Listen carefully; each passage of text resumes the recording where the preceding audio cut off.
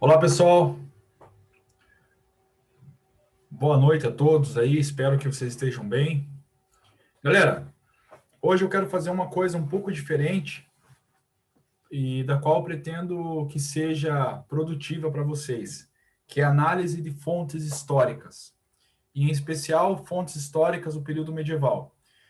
Por que eu decidi fazer esse trabalho hoje com vocês? Pelo seguinte, várias provas, não apenas da UFPR, mas também de outros vestibulares e Enem, cobram que vocês tenham uma mínima compreensão, não apenas do período histórico, mas que saibam interpretar de uma forma adequada, relacionando a conjuntura do momento, fontes históricas que nós chamamos de fontes primárias. Pois bem, aqui nós temos uma fonte histórica primária citada por um outro importante historiador, que é o Hilário Franco Júnior, muito importante historiador, que escreveu um livro chamado Feudalismo, uma sociedade religiosa, guerreira e camponesa, tá? Então ele escreveu várias obras sobre o período medieval, mas essa em especial dentro de um recorte na Idade Média do período chamado feudalismo. Então, primeiro ponto que vocês têm que tomar cuidado aqui, o objeto de estudo do Hilário Franco Júnior nesse livro é o feudalismo. Muita gente se equivoca achando que todo o período medieval foi marcado pela estrutura que nós chamamos de estrutura econômica feudal. Um outro erro é achar que o feudalismo só se desenvolveu entre os séculos 9 e 11, como está marcado aqui na data, tá? Na suposta data desta fonte histórica escrita pelo bispo Adalberon de Laon, que nós já vamos fazer leitura. Por que eu estou falando isso? É verdade que o feudalismo foi predominante, hegemônico entre os séculos 9 e 11 na Europa Ocidental, mas não é verdade que, assim que começou o renascimento urbano e comercial, que é um outro assunto dentro da Idade Média, com o renascimento das cidades, origem das universidades, período das cruzadas, reabertura das rotas comerciais com o Oriente, como nós poderemos falar numa próxima oportunidade, não é verdade que o feudalismo acabou por completo. Apesar dele estar em crise, apesar de ter surgido a classe burguesa, tá? Essa expressão burguesia que surge lá no final da Idade Média, relacionada aos comerciantes que viviam em volta dos burgos, nos feudos, tá? Naquelas pequenas vilas em volta das muralhas. Bom, não é aqui o nosso objeto de estudo nesse momento, mas o que eu quero deixar para vocês é isso: tomem cuidado com generalizações. Feudalismo não foi marcante durante todo o período medieval. E mesmo depois que ele entrou em crise no século XI, não é assim, começaram as cruzadas, as cidades voltaram a crescer, acabou o feudalismo. Uma outra generalização muito comum relacionada ao período feudal é dizer que não existiu comércio nenhum na Europa na época feudal. Bom, se o feudalismo ele foi marcante mais na Europa Ocidental, já começa aí um perigo da generalização. Muita gente acha que toda a Europa foi marcada pelo feudalismo, que não é verdade. Não é verdade que o comércio também deixou de existir. Ele foi muito intenso na Itália, Gênova, Veneza e algumas outras cidades ali portuárias, na cidade de Constantinopla, na Europa Oriental, aonde hoje fica a Turquia lá, né?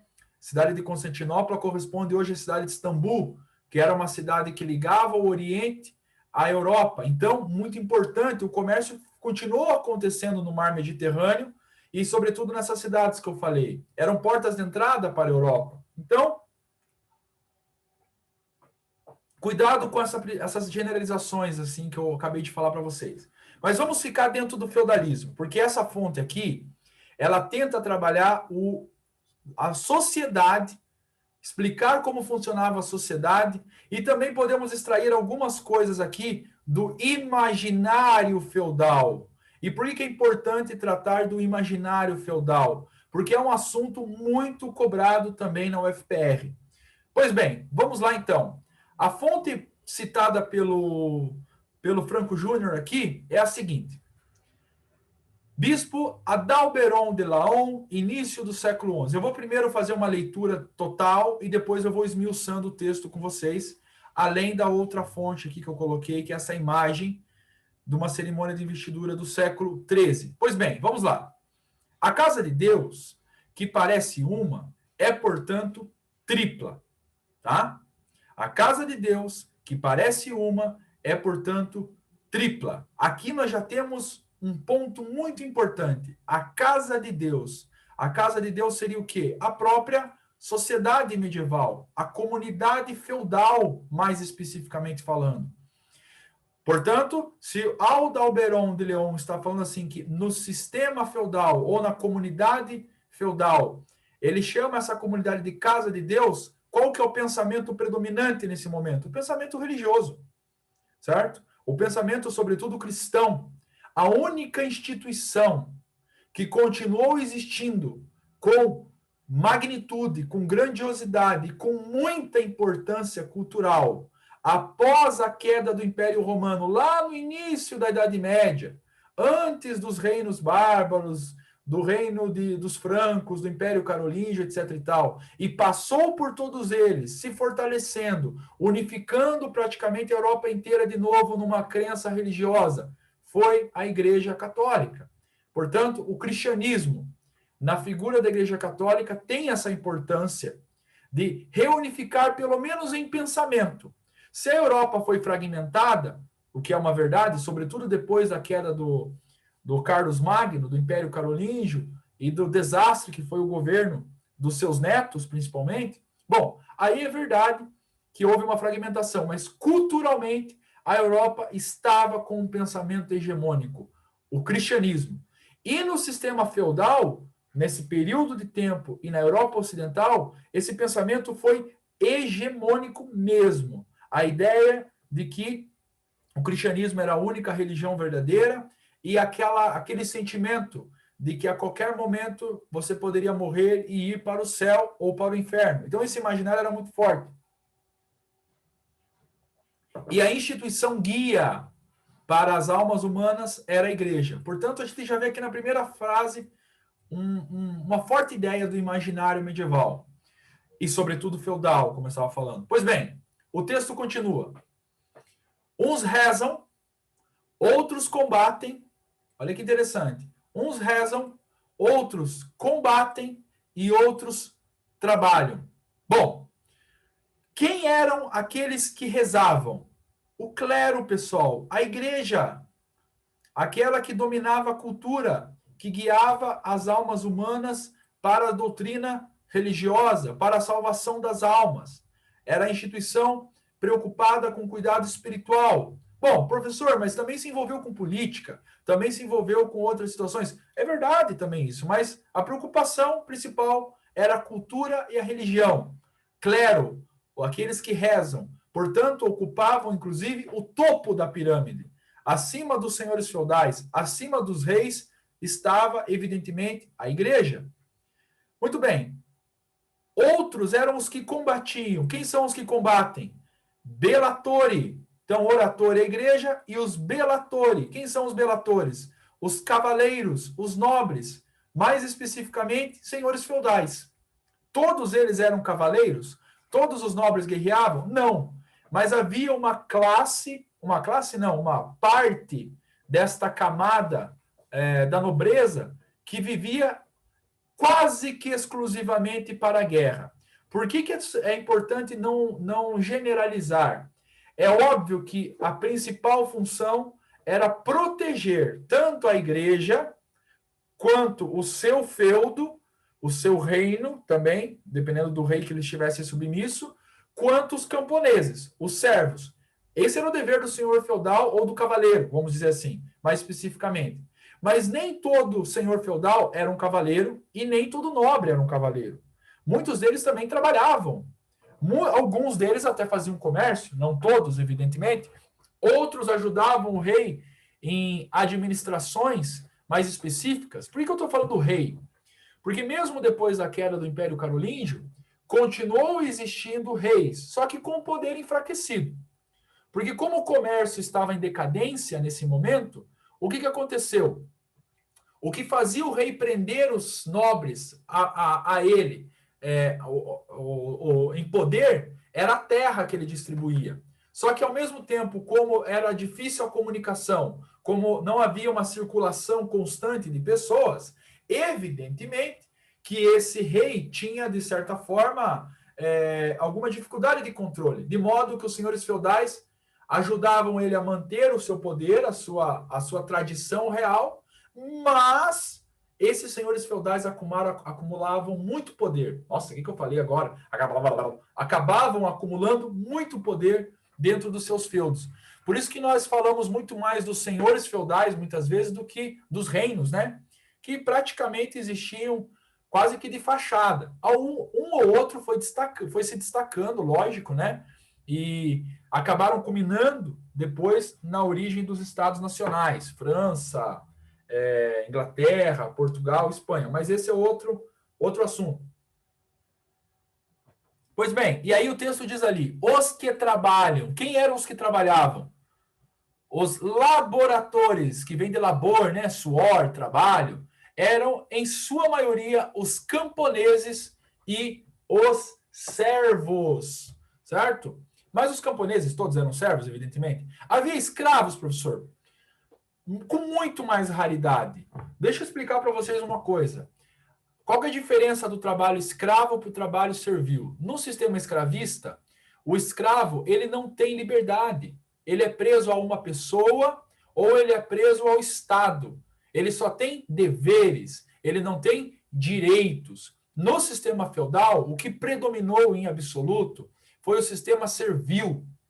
O servo precisava de recursos para sobreviver. Não tinha comércio, não tinha um capitalismo. Então, o que acontecia? Esse cara ele tinha que se submeter a morar na terra de um nobre. Só que para morar na terra desse nobre, ele também tinha que prestar alguns deveres a esse nobre. Mas, como eu acabei de falar, esse nobre, em contrapartida, ao mesmo tempo que deixava o servo morar ali e produzir para a sua família, também tinha como dever proteger esta família. Não apenas a igreja, mas também os servos, também os mais pobres daquele feudo e, consequentemente, do reino que ele fazia parte. Pois bem, então presta atenção. Havia direitos e deveres, além daqueles impostos que entram dentro dos deveres do servo, que vocês já devem ter ouvido falar bastante na escola, no ensino médio, no ensino fundamental, né? A corvéia, a banalidade, o dízimo, a mão morta e tantos outros impostos que eu nem vou trabalhar agora com vocês porque seria um outro assunto mais específico dentro do feudalismo. Muito bem. Continuando. Então, percebam que havia 3 camadas. Aqui não temos ainda a burguesia consolidada. A burguesia começa a surgir no século XI com o renascimento urbano e comercial, quando o comércio volta a se destacar como importante atividade econômica na Idade Média. Tá? Já no final da Idade Média, naquilo que nós chamamos de Baixa Idade Média, época das cruzadas, da origem das universidades, né? Enfim, quando cidades surgem e outras voltam a ter importância na Europa. Pois bem, continuando então o texto ali. Todos os 3 formam um conjunto e não se separam. A obra de um permite o trabalho de outros 2, e cada qual, por sua vez, presta seu apoio aos outros. Olha que interessante aqui, né? Permite o trabalho dos outros 2, conjunto, cada qual, por sua vez, presta o apoio aos outros. Aqui é o seguinte, analisando essa fonte e também entendendo, deixa eu usar a caneta aqui, para ficar um pouco mais, deixa eu mudar essa cor, que chega de vermelho hoje. Vamos lá, ó. Então, o roxinho aqui, ó. Conhecendo a pirâmide social e os níveis de importância e as funções, como agora eu falei para vocês, oratori, belatori e laboratori, dentro do período feudal, vocês já podem ter uma noção de que a mobilidade social era quase que impossível. Dificilmente, por exemplo, um camponês, um servo, conseguiria ascender, às vezes até fazer parte de um alto escalão da igreja, tornar-se um bispo, um cardeal, alguma coisa nesse sentido, um papa, por assim dizer. Era difícil? Era impossível? Não, mas era difícil. Era muito difícil um servo adquirir uma propriedade e ganhar o título de nobreza. Era impossível? Não, mas era muito raro, porque a mobilidade social era muito limitada. E por que a mobilidade social era muito limitada? Porque praticamente não havia uma economia de mercado, como começa a surgir no século XI, século XII, com o renascimento urbano e comercial. E aonde tem comércio, pessoal, aonde tem competição, aonde tem intensidade mercadológica, podemos dizer assim, há possibilidades maiores de mobilidade social. Você veja hoje nós temos um capitalismo consolidado em alguns países do mundo e, no geral, está aí caminhando. Bom, você não é destinado a ficar na mesma profissão a vida inteira. Você pode, dependendo da situação, lógico, com exceções de crise, de países em desenvolvimento, coisa do tipo, você pode adquirir algum recurso e trocar de profissão, você pode fazer um curso, se especializar, porque o mercado pede essa demanda. Então, homens e mulheres não são destinados a fazer a mesma coisa, certo? Porque a necessidade não era a mesma do feudalismo. No período feudal, o comércio praticamente entrou em crise total, a mobilidade de trabalho, então, era muito limitada, você praticamente trabalhava num sistema de subsistência, produzia-se apenas para o próprio consumo, raramente os feudos produziam um excedente para vender, comercializar, tá? Embora existisse o comércio ainda, tá? A moeda praticamente deixou de circular em muitas regiões da Europa. Então dá para se entender por que não havia tanta mobilidade social. Por que eu estou falando isso? Dificilmente será cobrado o que eu estou falando nessa perspectiva, que é a perspectiva correta. Porque muitas vezes, eu espero que seja cobrado um dia isso, mas muitas vezes eles tratam da perspectiva estrutural opressiva. Então, por exemplo, o nobre odiava os servos e queria que os servos ficassem sempre ali. O clero também odiava todo o povo e queria que todo mundo ficasse sobre ali. É óbvio que existia gente ruim, tudo quanto é camada da sociedade no período feudal, no clero, na nobreza, entre os servos. É óbvio que havia senhores feudais terríveis que faziam com que os servos passassem uma miséria, não auxiliavam em tempos de crise, não os protegiam, os exploravam. É óbvio que havia isso. Isso existia, é óbvio. Mas, no geral, era uma comunidade que não tinha muito o que fazer, na verdade. Tá? Era um sistema econômico limitado, era um sistema que não dava muitas oportunidades. Tá? Então, como eu falo, cuidado com todas as generalizações. Cuidado. Então, veja só, por isso que o Adalberon de Leon diz aqui que havia um conjunto. A Regine Pernot, uma historiadora medieval também, ela vai contrária à opinião de muitos historiadores, inclusive, que trabalham apenas por essa visão estrutural, materialista, tal, coisa do tipo, e ela coloca a ideia de que o período feudal, na verdade, foi um regime até familiar, mas não como uma família perfeita, é óbvio, uma família que disputava entre si, né, alguns privilégios dentro da casa. Pai, a mãe, o filho, etc. Cada um querendo o que é seu, isso é verdade. Mas era um sistema familiar. No fundo, todo mundo precisava um do outro. Tá? Bom, se é justo ou não é justo, não é a questão, mas temos que cuidar com as generalizações. Tá? Em relação à igreja, por exemplo, a igreja era opressora, a igreja não sei o quê. Todo cuidado é pouco. Como eu falei, se não fosse a igreja, não haveria uma permanência de alta cultura na Idade Média, por exemplo. Até mesmo se existiu uma ciência, existiu em grande parte por causa da igreja. Não, se não fosse assim verdade, não seria a igreja que continuaria, por exemplo, tendo papel fundamental ao longo de toda a Idade Média e até no final da Idade Média, com a origem das universidades, tá? Com o fortalecimento de ordens religiosas que assistiam os mais pobres e assim por diante. Papas ruins existiram, papas bons existiram, a igreja teve sérios problemas, assim como qualquer outra religião. Vamos tomar cuidado com todas as generalizações. Mas o que eu quero trazer para vocês é essa divisão social, esse imaginário, que realmente era muito religioso. Ok? Muito bem. Aqui nós temos uma outra fonte que pode ser usada. Não sei se foi em 2019, 2020, agora me deu um branco, mas a Federal também trabalhou uma imagem e fez uma pergunta sobre a estrutura da sociedade medieval. Essa imagem aqui, ela mostra muito do que eu falei para vocês agora. É uma imagem de um ritual de investidura e homenagem, tá? Um juramento de homenagem e investidura da Idade Média.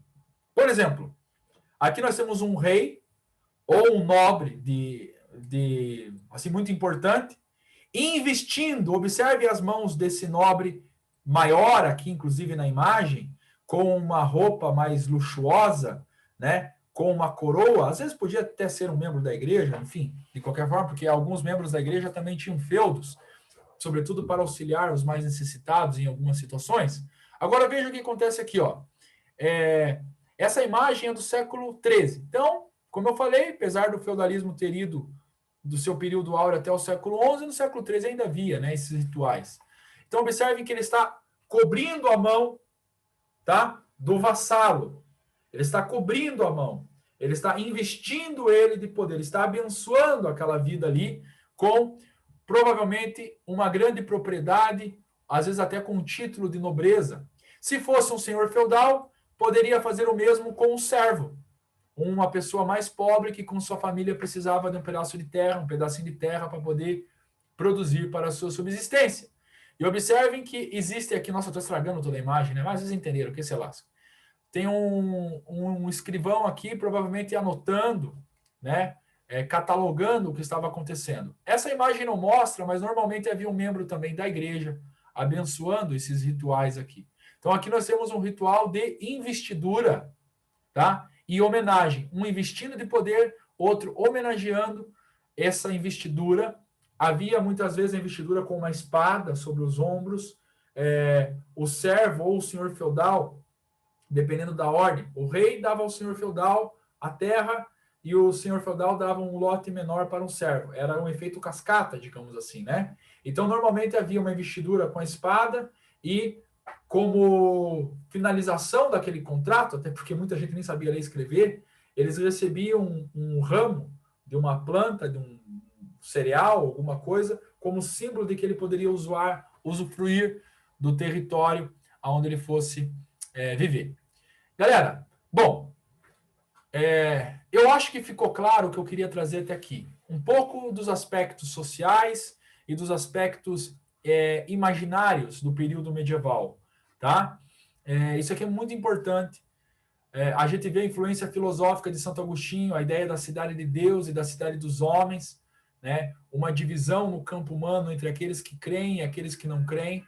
Só que no período medieval isso foi modificado um pouco, passando a ser considerada a cidade de Deus apenas o clero, com a extensão das demais pessoas como uma comunidade. Não é o que Agostinho pensou, mas a gente percebe aqui a influência de Santo Agostinho muito forte também no período feudal e medieval como um todo. Por exemplo, Agostinho pensava um pouquinho diferente. Ele dizia o seguinte: o que é a igreja? Todos aqueles que acreditam em Cristo. Certo? O que não é a igreja? O que é a cidade dos homens? Se a cidade de Deus é a igreja, o que é a cidade dos homens? Todos os que não creem, independente de cargo, coisa do tipo. No período medieval, eles foram sintetizando isso para a igreja institucional, como o clero sendo a cidade de Deus. E os belatores, apesar de serem membros da igreja, representariam, junto com os laboratores, a cidade dos homens. Então a gente vê aqui filosofia, teologia, a gente pode analisar sociologia a partir desse fragmento aqui, dessa imagem. Fontes históricas são riquíssimas por causa disso. Bom, gostaria, tomando meu veneno aqui, um cafezinho, gostaria agora de terminar com vocês fazendo uma oração. Estamos vivendo um momento muito difícil, um momento muito delicado. Eu sei que nós estamos ansiosos, estamos preocupados, temos visto pessoas próximas a nós, muitas vezes à beira da morte. A gente já conhece pessoas que faleceram próximo de nós, né? No caso, eu e minha esposa aqui. Provavelmente vocês também devem estar sofrendo, às vezes até um luto na família de vocês. Mas o apóstolo Paulo disse que Cristo nos daria a paz que excede todo entendimento. E o que é a paz que excede todo entendimento? Quando não há motivos para ter paz, quando não há compreensão lógico-racional para se ter paz. Muitas vezes, como o momento que nós estamos vivendo. Como ter paz num caos como nós estamos vivendo? Eu não tenho poder de trazer essa paz. Muitas vezes uma filosofia não tem poder, uma psicoterapia não tem poder para solucionar essa situação. Mas eu creio plenamente que Cristo pode trazer essa paz. E eu gostaria de fazer essa oração com vocês. Então, por gentileza, fechem os seus olhos ou se concentre da maneira como você quiser. E independente de você crer, se você não crê, tudo bem, é tranquilo, farei a oração da mesma maneira. Mas respeitosamente vamos fazer essa prece aí, pedindo ao nosso Deus essa graça. Amém? Cristo Jesus, para todos que estão assistindo o término dessa aula, eu peço que o Senhor os abençoe. Assim como eu peço que o Senhor abençoe a gente, Pai, aqui em casa, a nossa família. E não porque nós merecemos, mas porque o Senhor é um Deus de graça e um Deus maravilhoso e misericordioso, Pai. Abençoe os nossos corações com a sua paz, Pai, nesse momento tão triste para o nosso país, esse momento de dor, esse momento de luto, esse momento de incertezas, esse momento de ansiedade que nós estamos vivendo, Pai. Deus amado, nós cremos, Pai, que há um Deus que está aqui conosco, que é o Senhor. Assim como Cristo encarnou-se e morreu em nosso favor, eu creio que o seu Espírito Santo aqui está também nos levando até o Deus Todo-Poderoso. E eu peço essa bênção, Pai. Abençoe cada coração, acalma. Paizinho amado, gera um conforto naqueles que estão enlutados e naqueles que estão passando por dificuldades nesse momento. Eu te agradeço no nome de Cristo Jesus. Amém. Meus amores e minhas amoras, Deus abençoe, fiquem na paz. Até uma próxima oportunidade aí. Mais uma vez, só recapitulando, peço perdão pelos PowerPoints, mas como diz o meu aluno, meu querido aluno, na verdade ele não é mais meu aluno, mas um querido aluno que passou pelo colégio no passado, o Vinícius, se ele estiver assistindo isso aí, ele vai lembrar. Se dá para ler, é bom. Que se lasque. Fiquem na paz aí. Abração.